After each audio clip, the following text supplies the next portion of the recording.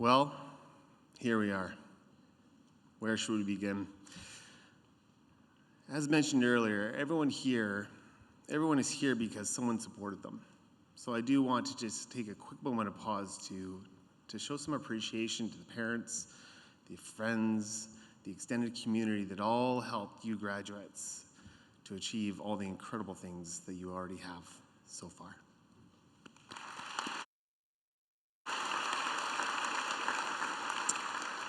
Next, I want to, of course, acknowledge the graduates. You embarked on a journey, one that you had some level of hopeful certainty you'd achieve, which would be to be here.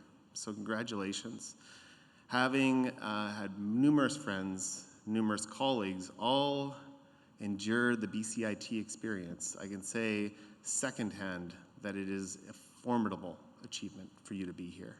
Many of you carried jobs as you did this. I can only imagine the sleepless nights along the way to get here. For me, I actually never attended my convocation, and I think it was a very poor decision for me because I had nightmares years after thinking I'd forgotten a class or missed an exam. So this is a very important step in your journey. So it's very exciting for me to be here, but what's interesting is, depending on the type of setting I'm at, I usually will present kind of a different perspective. In some cases, I'll kind of present myself as a small town kid that grew up in Nelson, BC, and never really had high aspirations, although I knew I wanted to live a good quality life, but I could never imagine myself not being in my hometown. I also enjoy introducing myself as a son of two parents who never applied their limits, their own self-imposed limits upon me.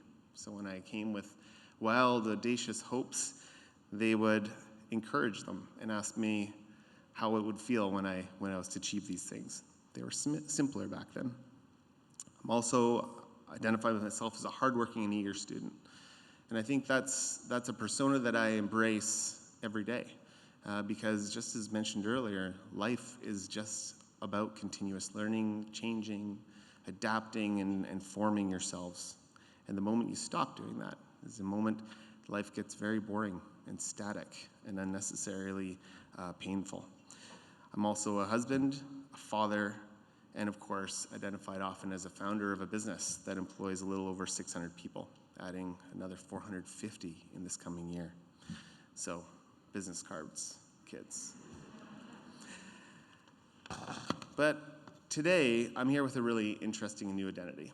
It's a very humbling one for me because I'm here to apply for a job.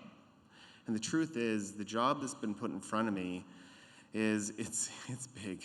It is an awkwardly large and a tremendous amount of responsibility because I'm supposed to be here to be part of a milestone that is a big life meaningful milestone for you. And my goal, I'm supposed to leave you with more questions than answers. So how do you do that? I'm supposed to also entertain you. And I don't know how I'm going to do that. But like any good candidate, I did some research. So I went online and I took a look and I watched a few other convocation speeches. But I noticed something. There's something profoundly different between me and a number of the convocation speeches that I saw. And the truth is, they were all about 15 years older than me, and they had this thing I don't have, which is wisdom. So it made me think, how can I own up to this opportunity? How can I make sure that I play to win and I don't play to lose? How can I not emulate what's been done before? And also apply a little bit of who I am and what I believe to this conversation. And so it made me think of why, and I thought it was, well, in all honesty, I think we can probably all relate to one another. So let me give you a little bit of a story in terms of what brought me to here, because I think that in the story lays a lot of learning and experiences that I'm still living with today. I always wanted to be a physician. I wanted to be a sports medicine physician. And I went to school, and I almost failed out. I was not enjoying what I was doing, and I was hitchhiking one day, and I got picked up by somebody, and they asked me a really great question. if you want to be a sports medicine physician, have you thought through whether or not you want to run it or work in it? I said, I obviously want to run it. They said, well, then you shouldn't be in sciences. You should go to business. And that led to a life, the next 4 years of my life, basically having to negotiate my way into every class in business because I wasn't in the faculty. It's a great story. But over that journey, once I graduated from university, I went on and I was fortunate to work for a number of entrepreneurs. And working for an entrepreneur was a really interesting experience because there was just this visceral truth to what they were going through. They were people that were clearly in over their heads, but were always inviting it. And at first, it terrified me. Shortly thereafter, though, I realized that we're all in the same life together. It was actually leaning in and embracing kind of these challenges and supporting them as much as I could was an incredible journey for me to learn. I took with me a number of lessons. And so I just want to share a few paradigms, things that I've taken along the way that have really formed a lot of not my identity, as well as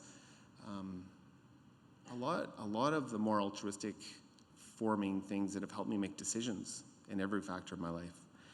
I'll start with this notion of there is no it's just business. You are in a world where you deserve to know why people behave certain ways and why businesses are making decisions. In fact, businesses should be making great decisions for people. And so I urge you to make sure as you grow through your careers that you continue to affiliate yourselves with people who have aligned values to those of yourselves. The next thing is this consideration of you can do good and make money, but you can't do good to make money. And there's a very slight nuance to those words, but a very profound and meaningful difference. A good example of this is actually we recently launched an office in my hometown. And the reason we launched that office was to bring great jobs to kids like me that may have not have left Nelson, but of course wanted to explore the opportunities within technology. It was just the right thing to do.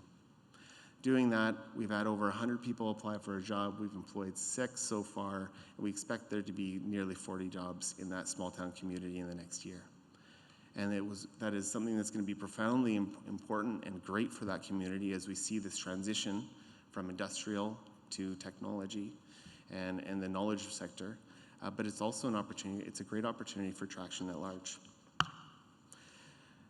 Another thing I'd narrow in on you, and one thing I didn't realize when I was graduating, was how important core principles and values were. And I don't know how many of you have taken the time to really understand what it is that makes you tick, what gets you up in the morning, and what it is that you love. But the more time and energy that you can put into that, the more you'll understand what you do love, and the more likely you are to have an incredibly successful life. And so the notion, and the one thing I'd encourage you to actually take a little bit of time to think about, and continue to monitor it, because it will change, is this crossroads of finding what you love so you can give it all of yourself. Find out what you're good at. Ask your friends, ask your instructors, ask your colleagues, so you're likely to succeed in what you do. Ask yourself also what you believe to be what's good for the world. Because while we all know there's many things, including the environment, social considerations, of course, peer-to-peer health, things that are so important to our world, certain things will be more important to you, and that's okay. And understanding that will help you understand how you can make sure you have a social consideration in what you do. And lastly, of course, paying attention to what you can get paid for. And the reason I put those 4 things together is if you can glue those 4 circles together, I can guarantee you'll live a happy, fulfilling, meaningful, and dramatically wonderful life. I have so much more I could share with you. I feel like I would bore you, though, if I went on and on and on, so I'll leave you with this. Please take risk. Just because your degree is in one certain element or area, don't think that defines you. And I encourage you to take all the time in the world to continue to understand yourselves as you grow, evolve, and continue to pursue this amazing thing we call life. Thank you.